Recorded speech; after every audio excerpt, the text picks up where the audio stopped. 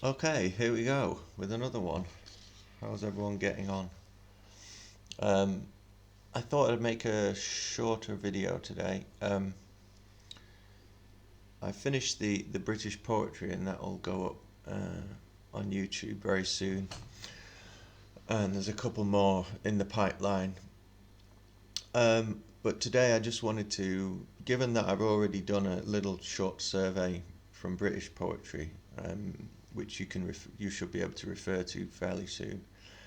I thought I might make a shorter video just on not American poetry per se, or at least not book poetry. It wouldn't be in the order of a couple of those other videos where I'm running through books.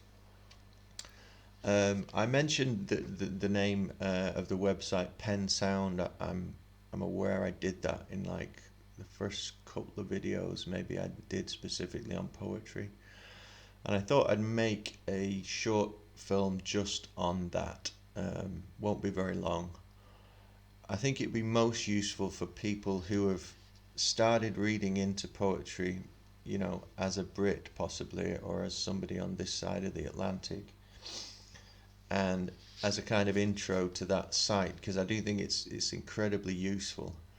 Um, I was searching around for what we have as a corollary to that, and we don't have very much in Britain.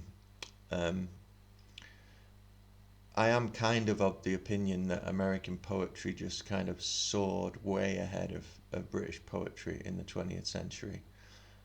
And although I don't have many American poets to recommend to you from the 21st century, I still think Americans are just better culture builders. The two sites that we have in Britain are the Poetry Archive, which I'll provide a link for, and yes, the other one I was searching for was called Archive of the Now, um, which is a smaller site, and I'm not sure how they're funded. I'm assuming the Poetry Archive is funded by um, government. In fact, I'm not even assuming, I'm sure it's funded by government. It's kind of part of the, let's call it, literary culture, sanctioned culture in Britain.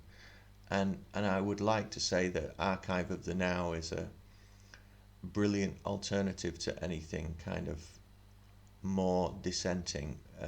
It's okay. It's not amazing to my mind, but I haven't spent a lot of time on it. So if you're a poet in Britain and you want audio input, you want to be hearing poets on the net, newer poets even, then check it out if you want. I don't really have many views on it. There's a couple of people I've looked at on there which are okay. The Poetry Archive is a bit too lovey-dovey, Philip Larkin territory, a lot of it. John Betjeman, but I mean, I like some Betjeman, comic light verse. But generally speaking, it's not something that I go to regularly.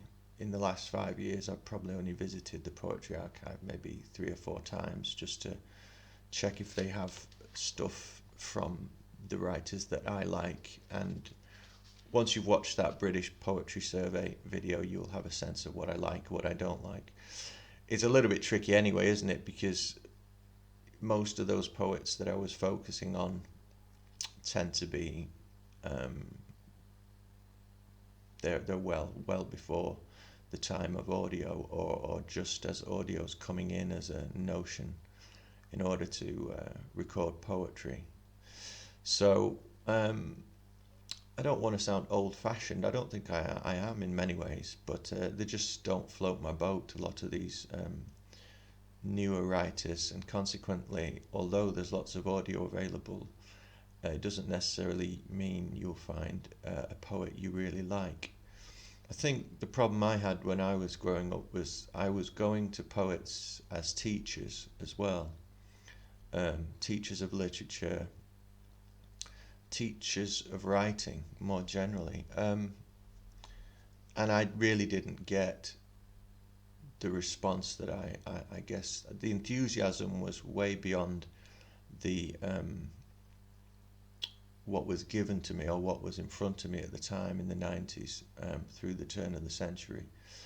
And I'll talk about this a little bit later in the video, but what I will say is that I have found a couple of, let's call them poet teachers, deep in the Pennsound library, and that's good.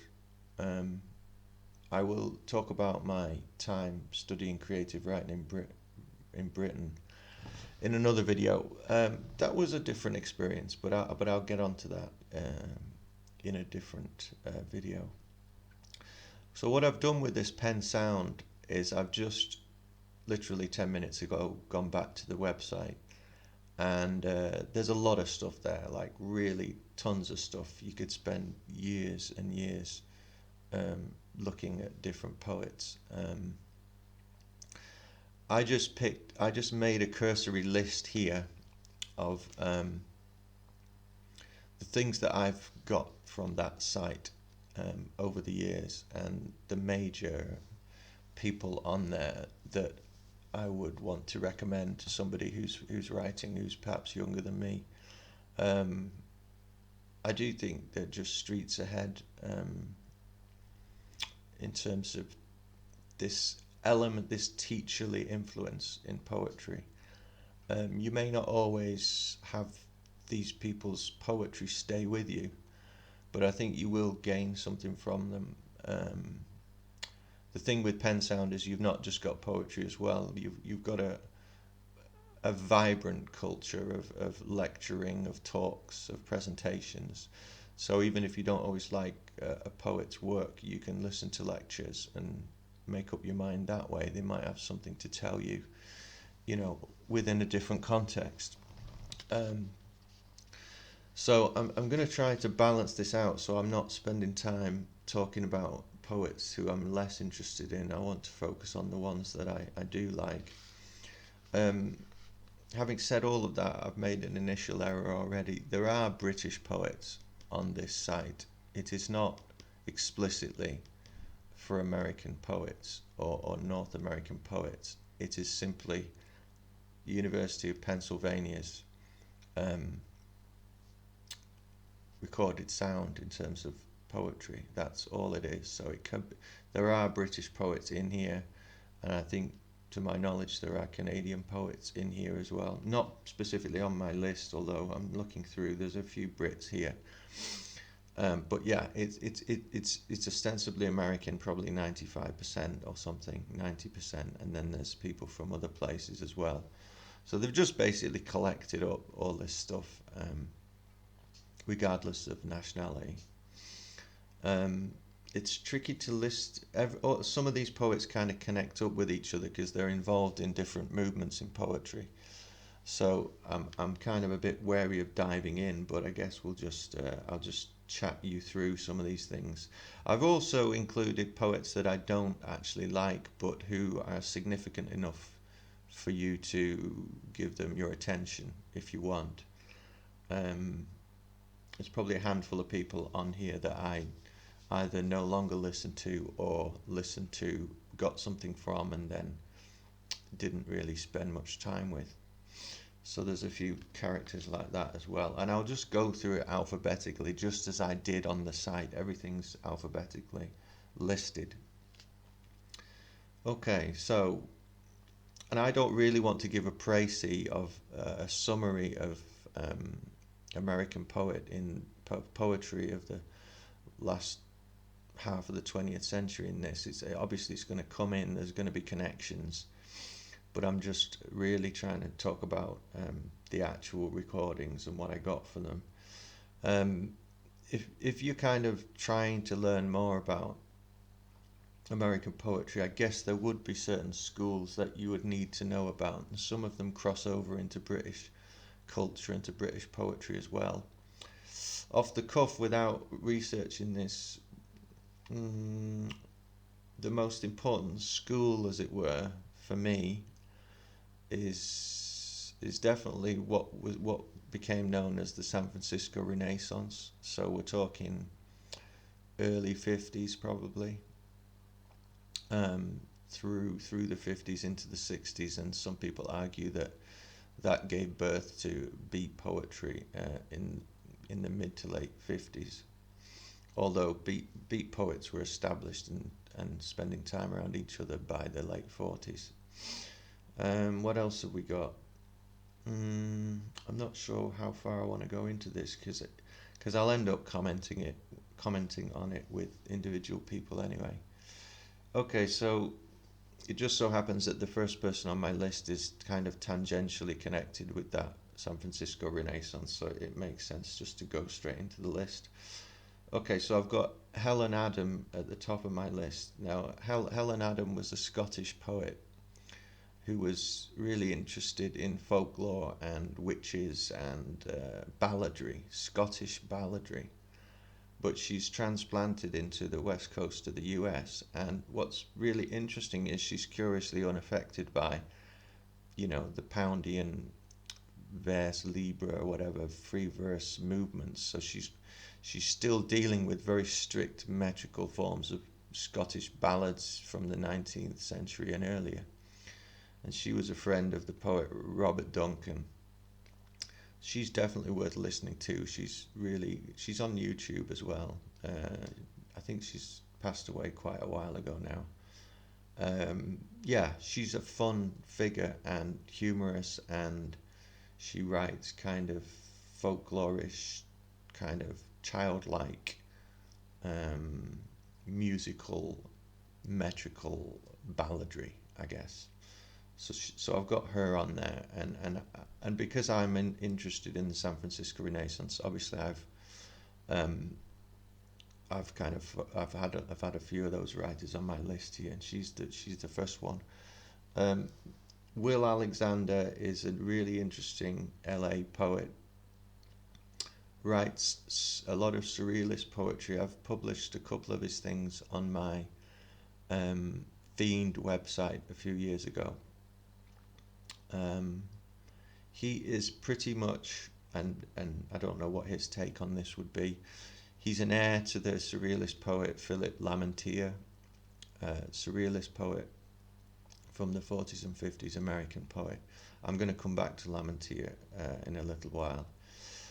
Yeah, check out Will Alexander's books. They're really interesting, good stuff. Incidentally, a lot of this stuff is not, I mean, I don't ideologically agree with a lot of these people, and they're from earlier generations of poetry, so that's a whole other topic, like politics and poetry and all the rest of it. I'm just interested in like what would be cool to recommend somebody who doesn't know much about newer American poetry. Okay, who else on my list? Obviously, after Will Alexander comes John Ashbery.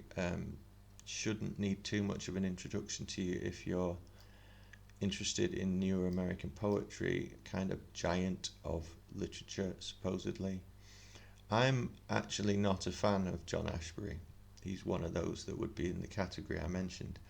There are a few poems of his that I like, but what I find interesting is that Ashbery actually comes out of W.H. Auden in England. There was a bunch of poets, I guess it would be in the 50s. And now I've long since eschewed W.H. Auden as an influence, so it would depend on your views about W.H. Auden.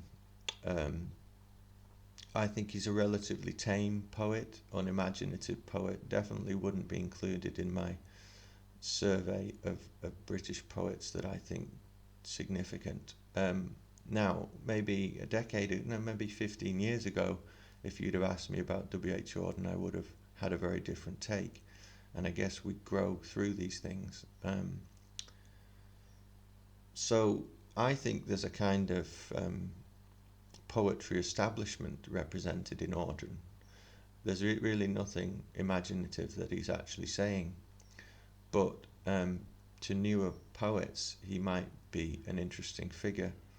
And he's definitely kind of investigative when it comes to metrics and technical ability. He's a really interesting poet in that way, but not somebody who stayed with me. The reason I mention him in relation to John Ashbery is that you got people like Ashbery and Frank O'Hara coming out in the 50s, really. And they're quite interesting because they do have some other interesting influences, particularly in surrealism for me. Um, but I've already mentioned that I've kind of outgrown Frank O'Hara too, to be honest. And Ashbery to me seems like a poor man's Frank O'Hara, so there's not much more to say about that. I'm just noting down one other person that I didn't um, include in my list, and this is out of the alphabet now, but I'll mention her because I really like her, and this is Barbara Guest. So if you had, I guess you would call them the New York School, so that would be Ashbery, O'Hara, and I think Barbara Guest is on that list as part of that school, as it were. Now, schools don't really matter in the long run as a reader of a listener and a listener of poetry, obviously.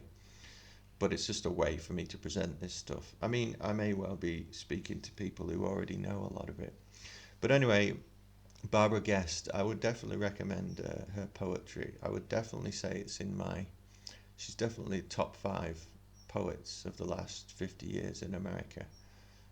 Really high on my list. Anyway, much more interesting than Ashbery and much more interesting than Frank O'Hara, probably to their chagrin. I think actually, if you list, there are actually presentations of Ashbery and Barbara Guest in conversation together, and I think you can actually tell that Ashbery's vaguely intimidated by Barbara Guest at certain points in their conversation. A lot of the much later and recent surrealist inclined poets in America are big fans of a book called The Red Gaze by Barbara Guest, which is a more recent collection. She only passed away fairly recently. And I too would recommend that as well.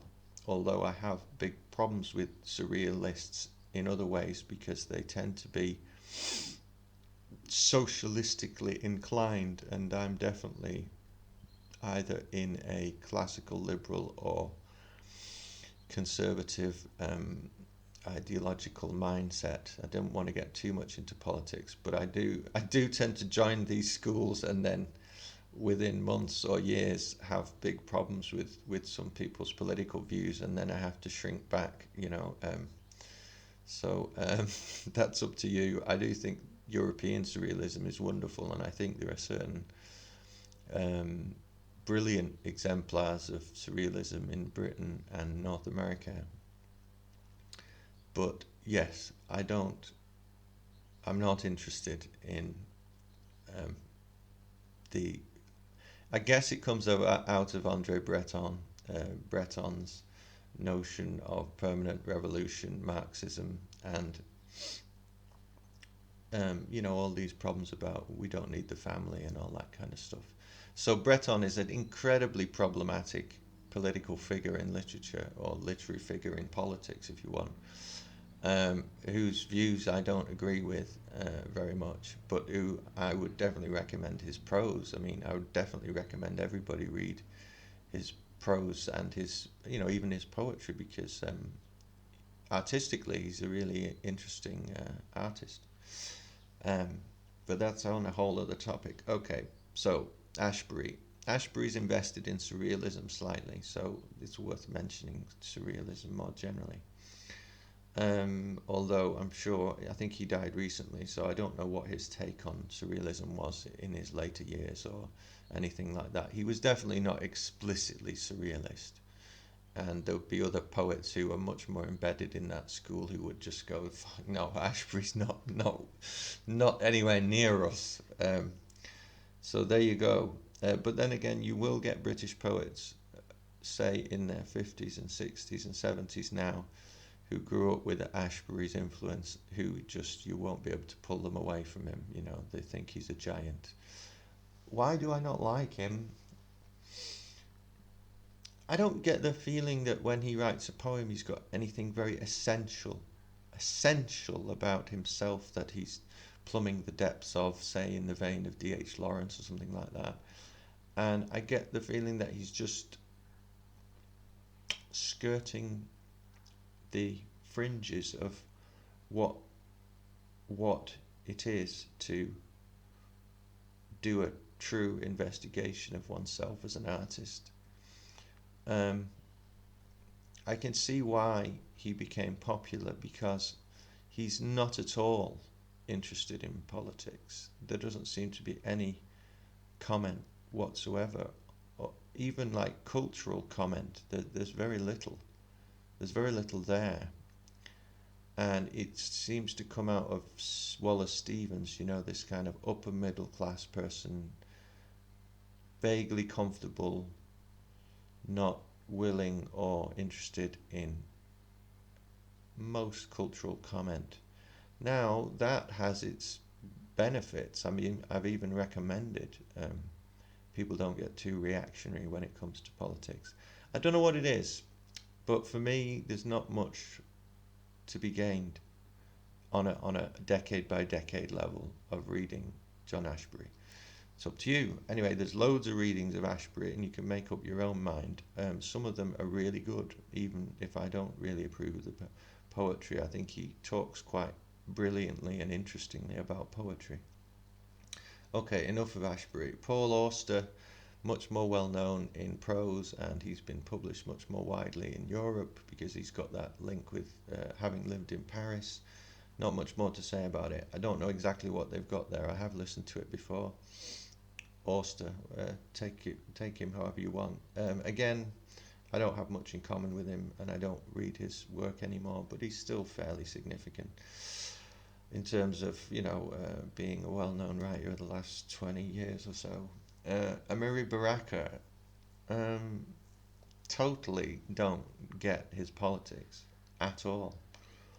But he's a significant figure from the 60s, beat kind of elements to his writing. I read him a lot more 15 years ago, but didn't spend too much time on it because he has that thing where by the early to mid 70s it's just kind of Marxist dogma, and it's not even, it's if it's neoliberalism done badly, it's kind of worse. It's just dogma. And the problem I have with Baraka more generally is that you'll watch YouTube videos and he'll say, "I'm a materialist," right? So this is nowhere. I mean, I'm very distant from all of that. It's kind of like animalistic John Locke type, influence. That's where it's come from. Now, John Locke was a good liberal, but his metaphysics is all over the place. So not much interested in Baraka, but there you go. Ted Berrigan, interesting poet, writes quite amusingly on relationship issues and things like that. I think he wrote a book called Love Sonnets or something. You might want to look into that. Again, not somebody I spend time with anymore. I think some of these poets, I don't spend time with them because I'm actually interested in non-poetical writing more, and that as I get older I have my favourites in poetry, and I don't really investigate too much of just listening to poets anymore. But Berrigan's kind of interesting. Yeah, Paul Blackburn is on the next on the list. Very good. There's one major criticism everyone has, is that he's quite misogynistic towards women in his writing. I like him. I'm not sure whether he's misogynistic or not. The problem we have with Paul Blackburn is if you want to further investigate him, it's very difficult because his stuff's out of print. There was a book, a selected and a collected, that came out in the 80s, and we've got nothing. So if you want to read his stuff, you can pick up the individual volumes,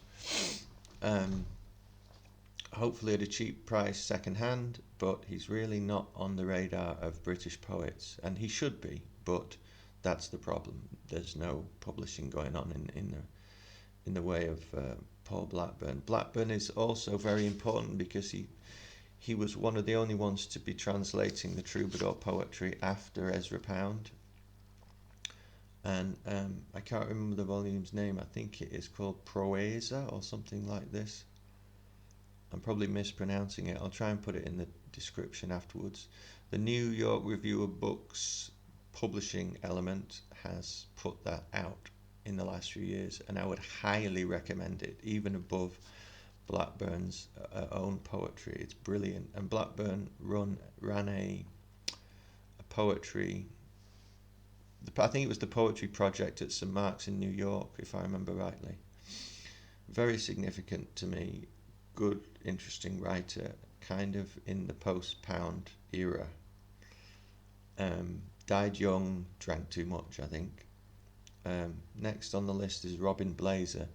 Now, Robin Blazer is directly linked with the San Francisco Renaissance, is one of these people. I really like Robin Blazer. I think he's a really interesting writer. He wrote a book called The Holy Forest, if you're not aware of it. It's incredibly interesting. You got this spate of people who were writing book-length poems after Pound, and his is one of them. And they come out slowly, and the later poems are better than the earlier ones, and he didn't really pick up speed in terms of his own poetry until maybe the late 60s, 70s, really, and then he becomes quite a force, I would say.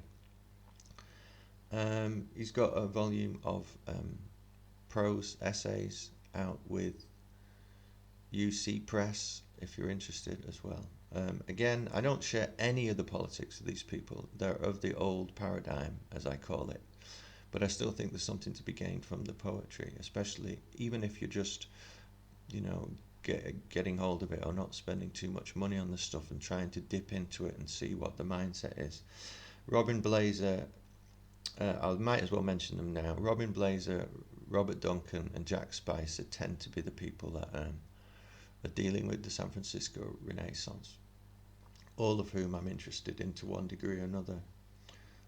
Not much to say about him individually right now. Perhaps I'll come back to that. William Bronk, is he on the East Coast? Good writer. If you like philosophy, he writes kind of philosophical poetry, and it's kind of got that lyrical side to it as well. I should read more of William Bronk. To be honest, I picked up a couple of volumes in the past, but I don't have anything here right now, I don't think. Okay, next. Bunting, Basil Bunting, well-known Northumbrian poet. I haven't read into him as much as I should do, but to be quite honest, I just bought the poems, the hardback Faber volume, which has got everything of his, and I just found myself putting it down halfway through. Usually when I get to a major figure in poetry and I've got everything they wrote in front of me, I kind of whip through it quite quickly because I do like gaining access to significant figures in poetry. No idea how you feel about it. That's that. Obviously, Brig Flats is the most well-known poem that he came up with, and I think you've got on the Pennsound website. You've got Brig Flats. You've got a few other recorded pieces. In fact, everything. As much as I'm not sure about Bunting as a kind of thing that as a person I'm going to be reading in the future. The readings are excellent on Pennsound, and he does some readings with not piano, Scarlatti, the composer. He's got some musical accompaniment on some of those readings, and so those are fascinating on that level. He loved Walt Whitman, and he loved a few other British poets that I also like. Thomas Wyatt, I really like. So I think both of those get mentions, and maybe he's even reading some Wyatt and some Whitman. So those are good. Okay, Gregory Corso, well-known beat poet, in my estimation, the best of that group, without a doubt. Read him more as I've gotten older. I would recommend, what's it called again? Herald of the Autochthonic Spirit, his last book. Awesome, interesting book. And there's probably a selected around you could pick up. There's not much I want to say about him because I'm assuming you would know him anyway. The readings are good, funny, humorous, passionate. Talks about P.B. Shelley, that kind of thing. Good, good, much better than he was thought to be, I think. There is a link to Hart Crane on the Pennsound site, but I think these are just readings by other people. Obviously, Crane lived before. The prevalence of recorded poetry. So you've got a few things Hart Crane related. When I was editing The Fiend, Hart Crane was one of the people I was talking about a lot. So check that out if you want. It's one of the greatest shames of audio poetry is that we don't have any recordings of Hart Crane. We have Yeats, we have other people in the 30s. We have Dylan Thomas. We don't have Hart Crane. Just died just before the real start of recorded poetry, really. Shame. What can you do? Next, Robert Creeley.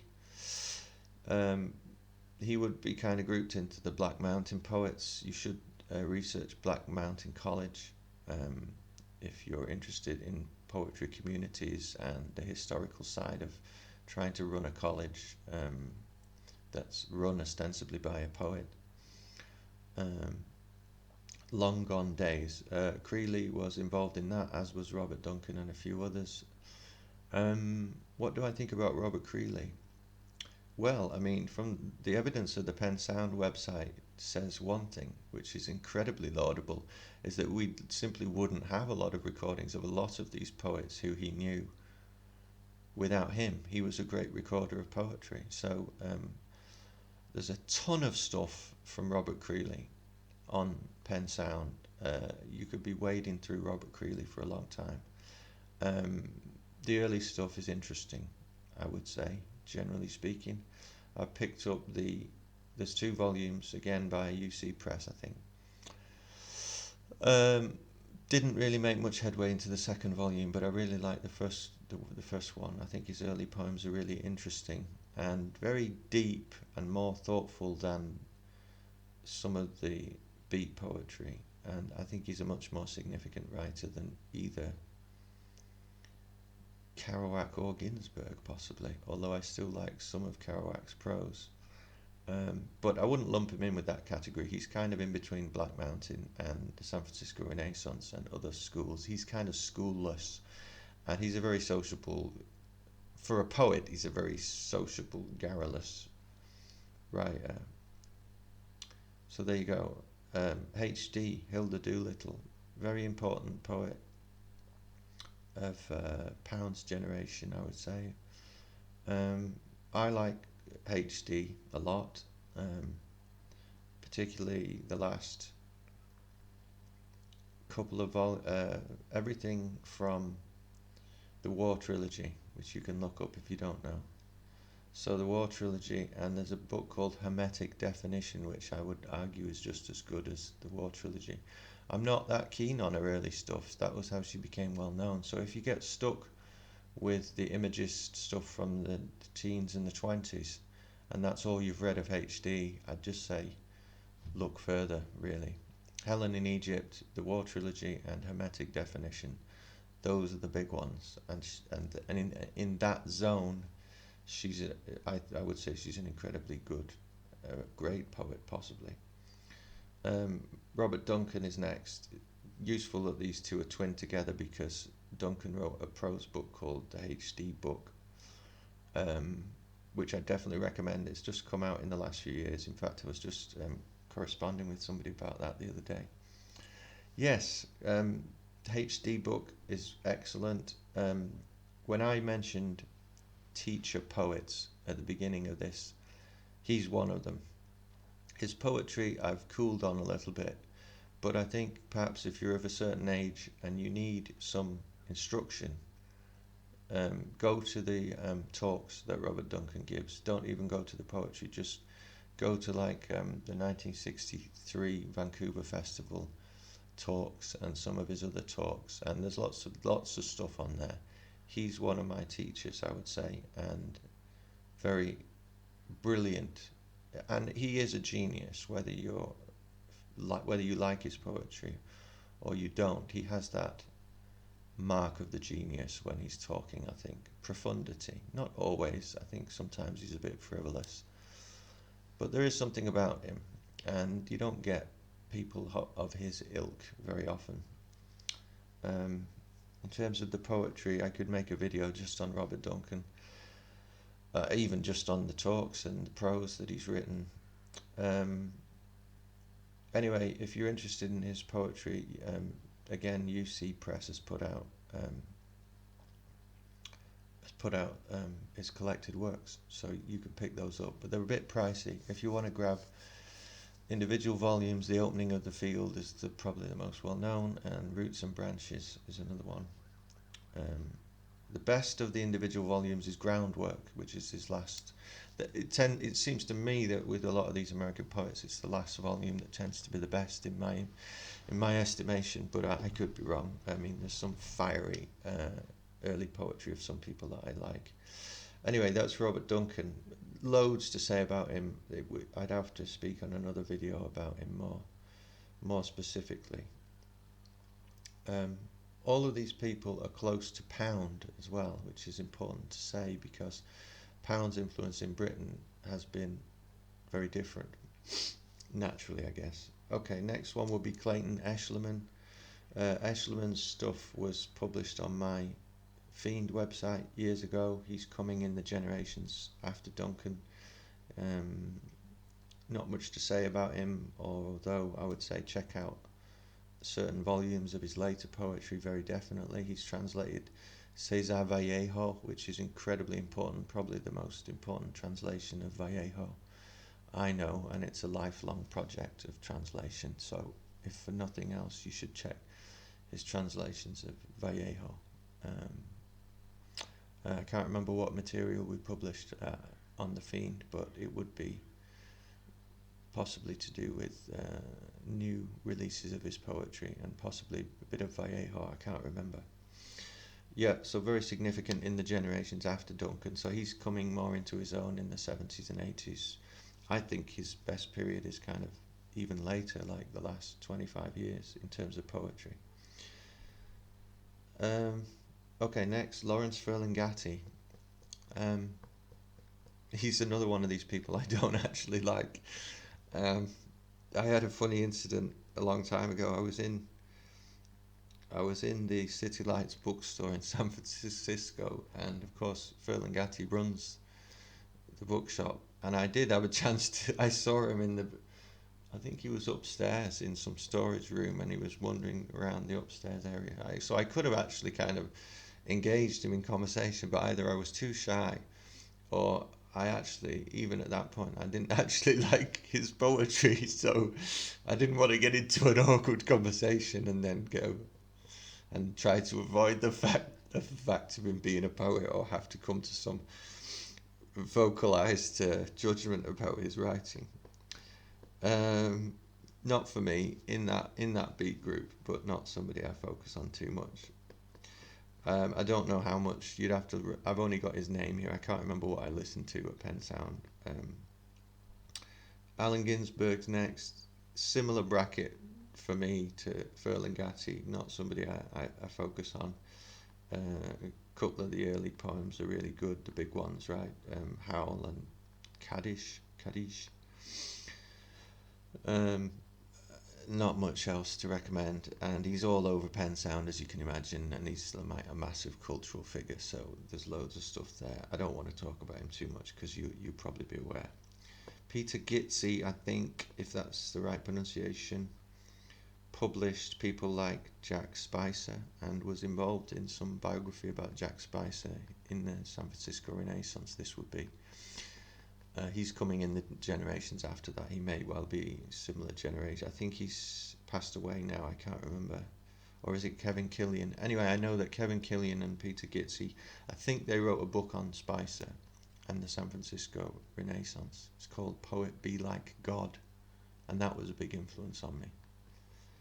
So his stuff's on there. I'd recommend it highly.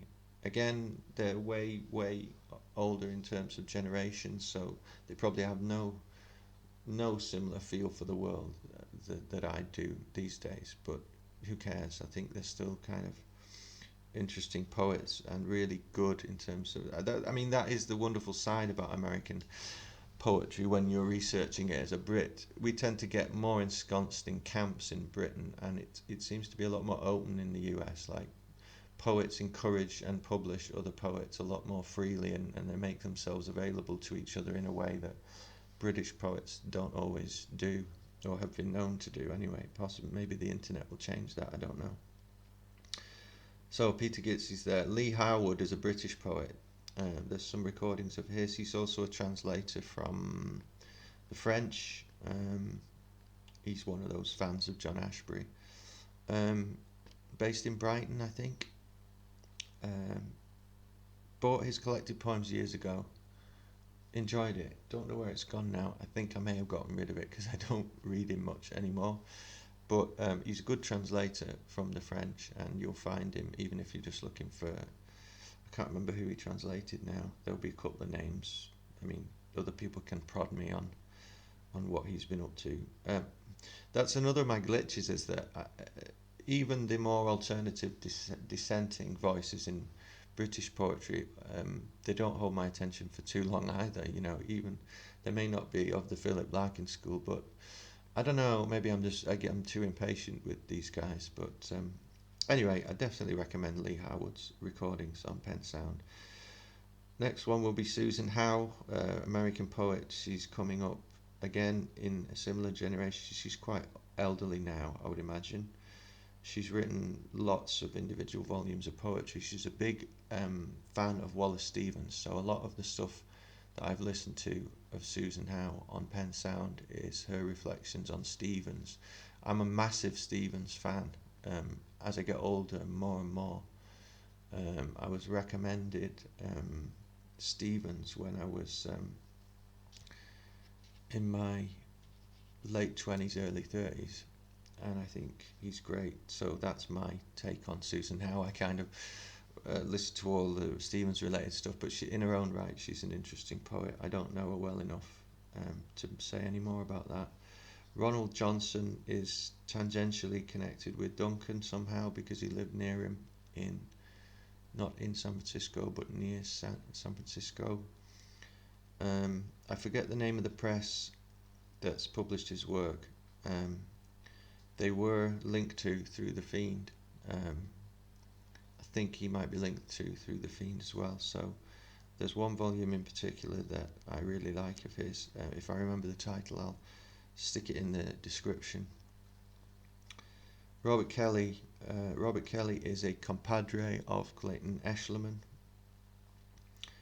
Not as impressive as Eshelman to me, but there are still some interesting books. One is called The Loom from the mid-70s, not very well known. He was publishing a lot on Black Sparrow Press in the 70s, which has since gone defunct. Few of his poems have been published in England. I don't know because of me or because of stuff that I've covered some of his poetry on The Fiend somehow. I can't remember how now, but there is a connection somewhere. Yeah, The Loom is a good one. Fire Exit is a good one. And he's been writing a lot of. He's very prolific, and he's been writing a load of books recently. And I think a bit like Eshelman he's gotten much better as he's gotten older. Okay, that's Robert Kelly. Philip Lamantia. Well, I want to spend. I've already mentioned him, but I wanted to spend a bit more time on him because I have absolutely nothing in common with his dismissal of Pound's politics. That's not to say you should lump me in as an anti-Semite or something. I'm not of that ilk anyway, I would hope. But I like Pound's conservatism. There is something to be said about you can slag off other races. That's okay. You shouldn't. You shouldn't. You shouldn't. Encourage violence, physical violence. But as long as we have debates about politics and stuff, I think we can talk very explicit racially. Let's have an open playing field. But that's a difficult topic. The reason I talk about that is that I think Lamantia wrote a piece of prose lambasting Pound's politics. And of course, there's many in that generation which just lambast the whole thing. I think we need an incredibly nuanced view, and that doesn't mean I go with. I like the fact that Ezra Pound is making speeches with the word "kaikin" over and over. I think we need an incredibly nuanced view of Pound's politics, and I don't think that generation got it right. Um, and there are a few other poets who I could mention in this regard. And it's also like people, Pound is so big, so massive a figure that they won't talk about the politics anyway, and perhaps they shouldn't. I don't know. Some of it's useful, some of it's not. That is all stuff for a Pound talk, so I won't get into it. Lamantia, yes, I don't agree with his politics. Like I say, I'm more of a conservative, but as a surrealist poet, as a supercharged surrealist poet of the last half of the 20th century, I would make an argument for the case that he is. If we're just talking American poetry, and Pound is the poet of the first half of the century, Lamantia could very well, or Lamantia, I don't know how to pronounce his name, he could be the great poetical presence of the second half of the 20th century. Again, ideology aside, there's something to be said for that. Um, like I say, I don't really hold to much of surrealism's view of politics, but I think on a purely imaginative level and on some of the techniques that come out of European surrealism, automatism, this kind of thing, it's a fascinating domain of poetry to look into. And he's influenced, since I started reading him about 15 years ago, he's influenced me a lot. I think if you take somebody like Michael McClure, Lamantia, who's a friend of McClure's, he's like a supercharged version of McClure. He's very, very interesting, and better than most of his all of his contemporaries possibly of the time. There's nobody like him. He's very unique, and he is a visionary writer. So that's all I've got to say about that. I would probably donate some time to making a full um, video talk on Lamantia. He's incredibly important. Robert Lowell, more well-known figure. Don't want to talk about him too much. I actually like him. I like some of his stuff. Not too much. I think his first few volumes of poetry are really good. Lord Weary's Castle. He's really good at like almost Dylan Thomas like metric pounding rhythms, especially in the early stuff. Um, yeah, interesting writer. Kind of a diarist in writing, in some ways, and kind of that whole breakthrough with confessional poetry, which I don't buy as a movement at all. But I like a couple of his things. I'm not going to carry him to my grave by any means, but you know, it's okay. All right, now this person I really love, Mina Loy. Again, ideology out the window, feminism out the window. There's still a lot to be retained from Mina Loy's short. There's not much out there of Mina Loy's, but the stuff that's there is very interesting, and it's a bit kind of precursor to Lamantia. It's very imaginative, very fiery. Recommend it. There's not much on Pennsound, unfortunately. I think the last time I checked, there was a wonderful. This is another good thing about Paul Blackburn. I think there's an interview. Creeley and Blackburn actually go and visit Mina Loy. Fascinating, and she's just talking about her teeth and stuff, and she's got no money, and this is the 60s now, and she's not as well known as she was in the high era of modernism. I think Creeley chickens out. He says he's got a cold. He doesn't turn up. They were supposed to be in Colorado to see her, but Blackburn interviews her, and that's fascinating. That's a wonderful piece of American poetry history. If you catch that, I don't think there's anything of her actually reading her poetry. So there you go. I like Mina Loy. Hugh MacDiarmid, Scottish poet, great, interesting poet. Again, politics. I loathe his politics. He was just the classic. You know, you get this all the time in Ireland as well. Celtic. socialist perspective. We have it in the north of England, actually, northwest of England, in Manchester, you get it all the time. I'm a socialist. My dad was, and so am I. And they've not really questioned the underpinnings that much, and it's just an inherited thing, I think, a lot of the time. The Drunk Man Looks at the Thistle, I think it's called. There's a great recording of that on Pennsound, recommended. Um, I don't want to get too much into McDermott. I like his stuff, actually. Jackson McClough, uh, problematic. I think you should go ahead and listen to everything and make up your own mind. Language poet. Um, oh my God, I should remember the guy's name. Charles Bernstein is, in the English department in the University of Pennsylvania. By the way, I don't ascribe to anything of when I listen to the more academic talks and stuff by Charles Bernstein. I'm not interested in any of that. I think education's totally fucked in America, right? And it's the same in Britain. So so just steer clear or be very careful of all of that stuff. And the problem is that language poetry is really, it's supposed to be this fringy, innovative movement of poetry, and it just isn't.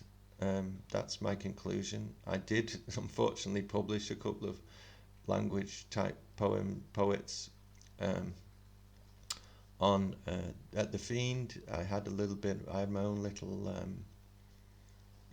dalliance with language poetry. I guess Charles Bernstein definitely falls under that bracket too. Um, nah, not for me. Check out McClough if you're interested. Essentially, the argument to me, for language poetry kind of comes down to this question of music and modernist music out of Schoenberg and the like, and the loss of the chromatic scale in music, and people like I forgot his name, John Cage.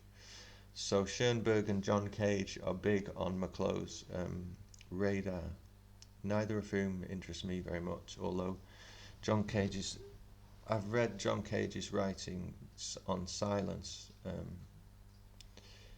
It's tricky with that stuff, and you get Stockhausen kind of not too far from that kind of thing. Stockhausen's really interesting, and so is John Cage. But how that translates into how you go ahead with poetry, I'm not sure, and I wouldn't recommend McClough's poetry, at least not generally. Although I did read him. UC Press put out A Thing of Beauty. It's called A Thing of Beauty, which is a steal from Keats. Anyway, I've read through it. I mean, if you have to get a volume, get that one. But it's just like it's kind of Bob Cobbing in Britain. It's a bit too computer generated. We're into technology. Too much of the techne. Do you know what I mean? Keep the techne, but keep it sublimated. You can't have that as a modus by which you create a whole poetics out of. I just don't agree with that. Not much else to say. Michael McClure, another of the proto-beat poets that I do like, actually. And I've read him a lot more than some of the other writers who are in that orbit. McClure. There's some good readings on Pennsound. Listen to them. Sometimes I think he does one or two readings with Robert Duncan. He's a big friend of Robert Duncan's. Yeah, like him. He's still writing. He's still around. He must be in his late 80s now, I would imagine. Ghost Tantras is interesting. What else? He wrote a book called Winter Strawberries or something in the 70s. That's good. And then Penguin in Britain has put out an anthology of his very early volumes, which is called Huge Dreams, which I'd recommend. I like Huge Dreams. They need to be. I myself need poems that are a lot more crafted than Michael McClure's poems, and his ethos to me is a little bit too much. I've had a spiritual revelation, and now I'm going to tell you but I won't craft the poem so that it's perfect, which is coming out of D.H. Lawrence. I understand it, but I would still require of a great poet to have fashioned that poem a lot more somehow. But you know, that's his ethos. I still think he's a very good poet. Um, if you like him, get those two. I can't remember specifically more than that about what's on Pennsound. Listen to the recordings though; they're good. Um, Eric Mottram is a British poet and publisher, and he was an editor of the Poetry Review, which is supposedly the most well-known review of poetry in England, which I have nothing to say about because I was just a kid and I sent them some things, and over the years I've realised they're crap and useless, like most magazines in England. Eric Mottram's interesting though because he was an editor when they actually tried to get some more interesting poetry in there. And it didn't last long. I think it was in the 70s, and he was very in touch with a lot more of the poetry that was going on in America. You see, we have this problem in Britain. We have a very establishmentarianist, if that's a word, view of the arts a lot of the time, and you simply can't break out of it. Everyone else is just on the fringes and they can't publish essentially, or just publish, you know, with local groups of people, or try to circulate their own magazines. You're going to find that a lot if you live here, if you've not figured that out already. Um, and if you think there's a gap in the market, start publishing. Even now, I mean, you could use the internet and set up your own website and publish poetry that way. If you don't want to create a print magazine, I still like the print magazines. Maybe I'm showing my age, but do something, because poetry in England here is not very fun. And so Eric Mottram tried to make it more fun for a while and didn't succeed, but I'm appreciative of his attempt. And he gives some readings on Pennsound, and they're pretty cool. Alice Notley, American poet, very much into kind of shamanism these days. Um, there's not much more for me to say about her because she's quite well. She's on some big publishers in Britain now. I think Penguin are actually publishing her independent collections, and I'm sure there's a political angle behind that because, you know, the promotion of women's writing and all of this. I'm afraid there will be some of that in Penguin's remit, which is not to say I'm anti-feminist, but and her poetry does deserve attention. So it's just a niggling doubt I have. She was a partner of the poet Ted Berrigan, if you don't know, but her own writing is really good. I've read maybe one or two volumes of hers, but it was a while ago. She wrote a book called The Ascent of Alette, I think it's called, and there's a couple of other books of hers. I'll try to catch up on her writing because it's mostly the recordings I've listened to, but they're pretty damn good, and she's from an interesting area of the US, which I don't know much about, so that's interesting. Okay, this is another big one. Charles Olson. I remember being on it used to be when I was first trying to learn more about poetry and starting off as a poet, I would be on these poetry forums on the internet when the internet was just coming up. There were things like ABC Tales. I had a housemate who was an editor for that site, and some kind of, it wasn't poetry per se, it was just like sites that would encourage the writing of poetry and the publishing of poetry online. I was on a forum, and one guy, a published poet in England, was saying, you know, don't touch Charles Olson. And I found this a lot as I was getting older, studying poets, is that hopefully in this list I've not warned you off anybody entirely.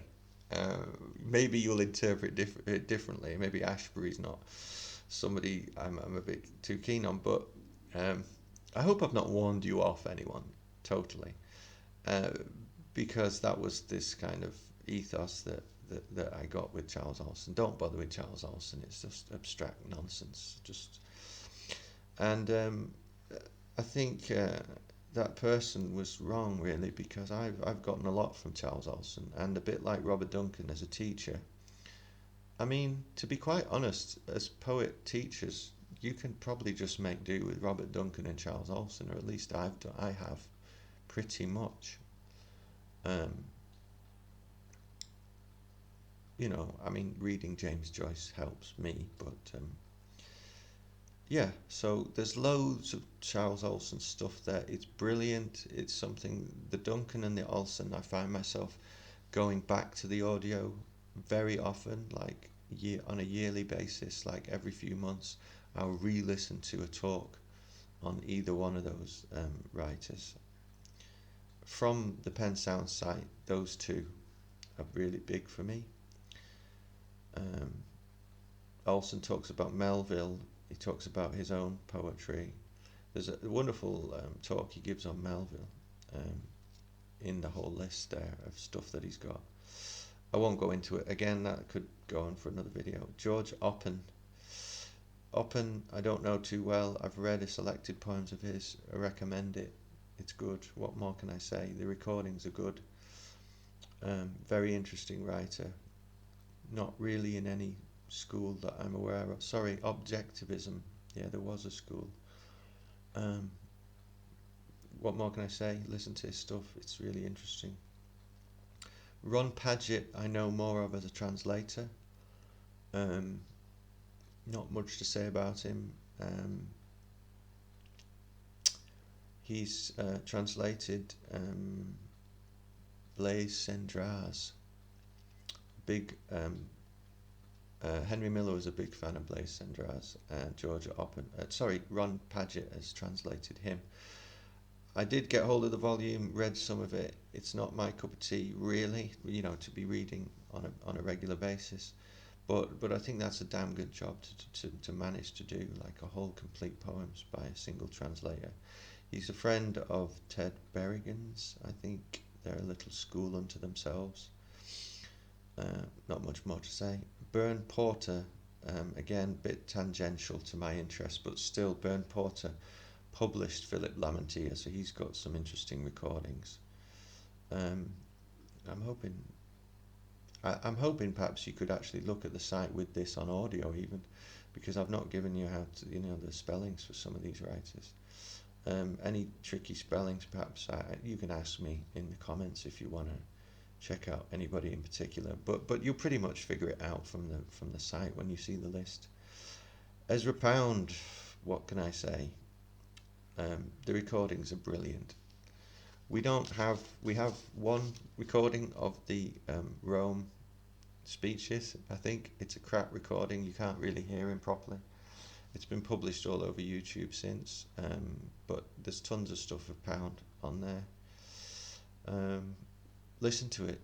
It's really good. It's really good. I think Cadman recordings grab hold of him in the 30s and 40s, and even the later recordings are pretty good, but Ezra's a little bit aged and knackered and miserable towards the end, so be aware of that. But he gives some good readings.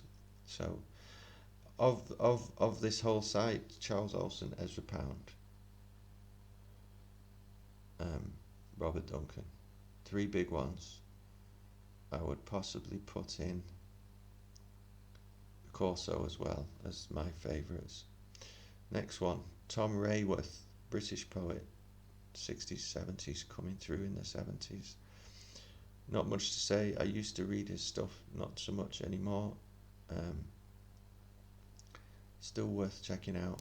Kenneth Rexroth, well known from that San Francisco period. Translations from the Chinese, his own stuff, produced loads of poetry.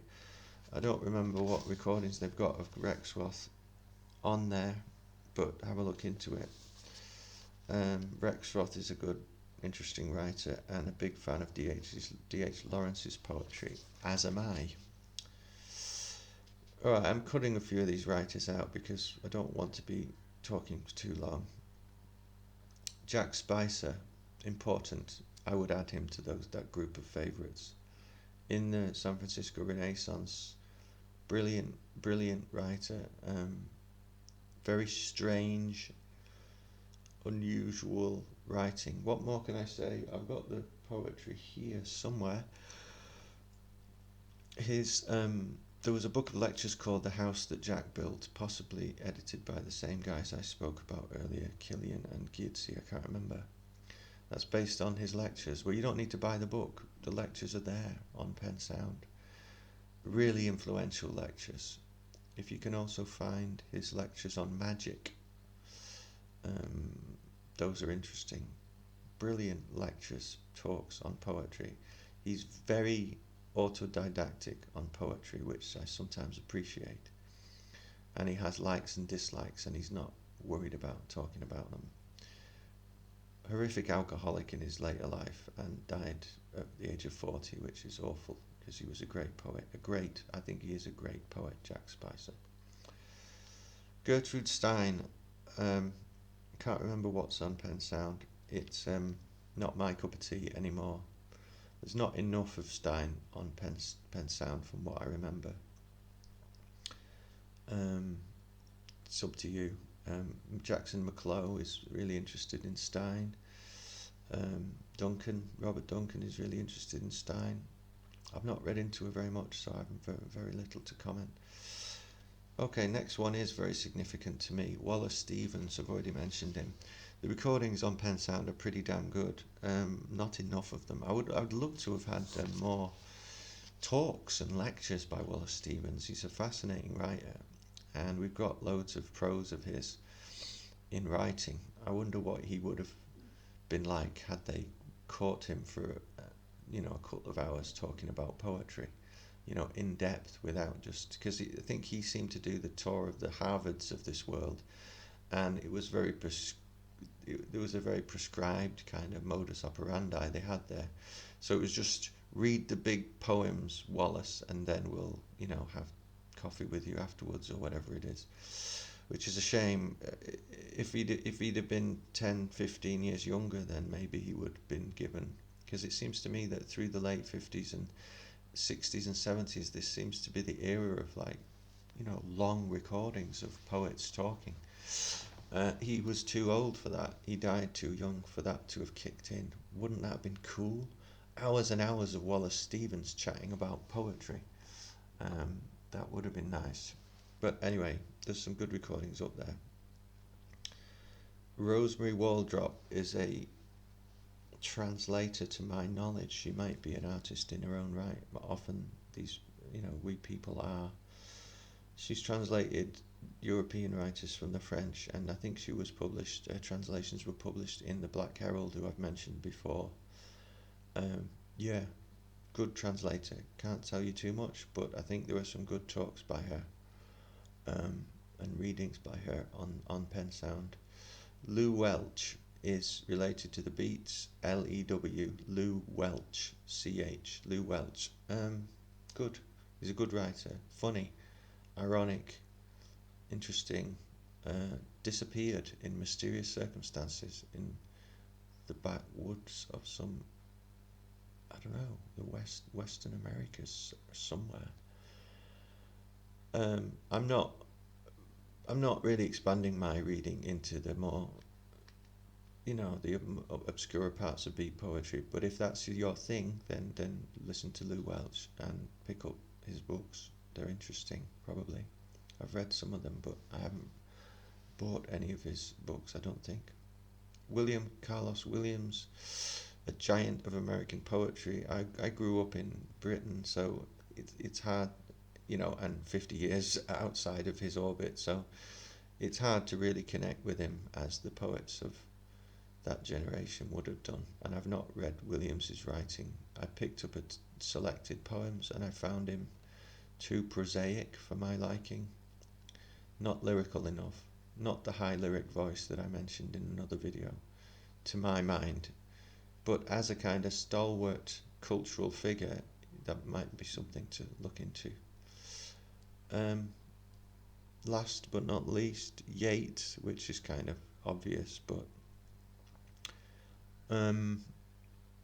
we have some recordings of Yeats. Not that many, and they should be free and available to people through a British or Irish website. I hope they are, and if I find any sites that do that, then I'll link them in the description. Yeah, the recordings are great. The only reason I mentioned it is that the pen sound obviously does get updated over time. When I just went on there, I noticed that they've got some new Yates stuff that wasn't on there in my prime years of checking out that site, which would be 2010 to 15 probably. Um, the other good thing about all of this is that stick the bloody audio on your MP3 player, and you can just, I just wander around the neighbourhood and listen to Charles Olson, um, or whatever. I just love all that kind of thing. In fact, it could be more primal than the actual textual approach. So that's it, really. I've already mentioned Barbara Guest. I put her on the end of this list, but really like her stuff. So what have we got there? I don't know, maybe 8, 9, 10 big recommendations from me, and then a bunch of names to follow up if you so wish to do that. There's not much more else to say. Go for it. Enjoy yourself. Recorded poetry is where it's at. And take care. I'll see you in the next one.